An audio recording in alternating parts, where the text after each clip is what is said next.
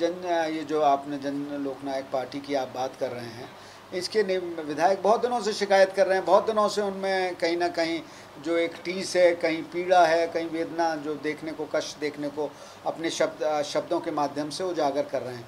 पर लेकिन उन्होंने कोई ऐसा ठोस कदम नहीं उठाया जिससे ये प्रतीत हो कि ये सिर्फ एक पब्लिक पोस्चरिंग है, या उसका जो वो कह रहे हैं उसको वाकई में वो उसको मान रहे हैं, या उसके अनुरूप वो कुछ कदम उठाने जा रहे हैं।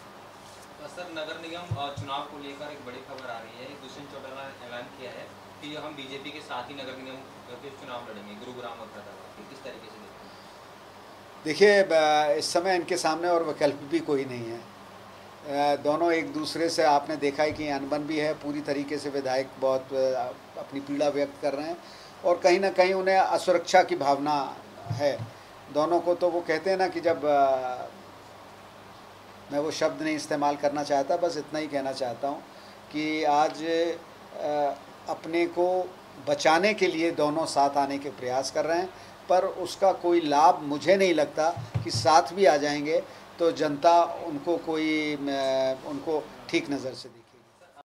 देखिए, अगर उनके पास जो सबूत हैं, मैं इन सब ये बातों में ज़्यादा विश्वास नहीं रखता। अगर है तो वो उसके साथ आना चाहिए, और वरना इस तरीके की जो है, जो सार्वजनिक रूप से इस तरीके की बातें नहीं होनी चाहिए। या तो आप आइए सबूतों के साथ और नाम उजागर कीजिए, वरना इनका कोई मतलब नहीं।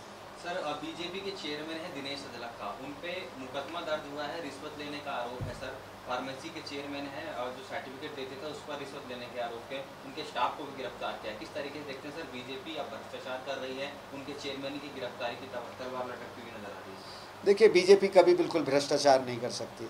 बीजेपी में जो भी चला जाता है, भ्रष्ट से भ्रष्ट आदमी जो है वो साफ़ सुथरा होकर निकलता है। कहते हैं ना, एक मशीन सी है बीजेपी कि जैसे हम बचपन में देखते थे, बच्चा कोई जाता था और बिल्कुल तो उसी तरीके से वो जाता है। तो वो बीजेपी के बारे में भ्रष्टाचार, अरे बीजेपी का तो भ्रष्टाचार की हम कल्पना नहीं कर सकते।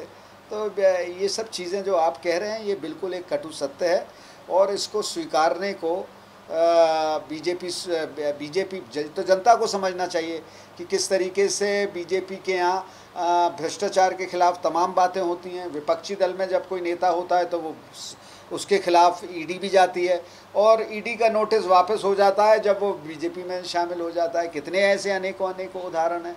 तो बीजेपी ने कोई ऐसी राजनीति नहीं की जो नैतिकता की राजनीति, जिसको लेके 2014 में आदरणीय वर्तमान प्रधानमंत्री उस समय जो अपने उद्बोधन में कहते थे कि हम नैतिकता की राजनीति करेंगे, हम सिद्धांतों की, उसके विपक्ष, उसके विपरीत पूरी तरीके से राजनीति हो रही है। सब मान मर्यादाओं को ताक में रख दिया गया है, और एन केन प्रकेन, चाहे सत्ता की बात हो, चाहे लोगों को अपनी तरफ खींचने की बात हो, बाध्य करने की बात हो, इसके अलावा कुछ नहीं।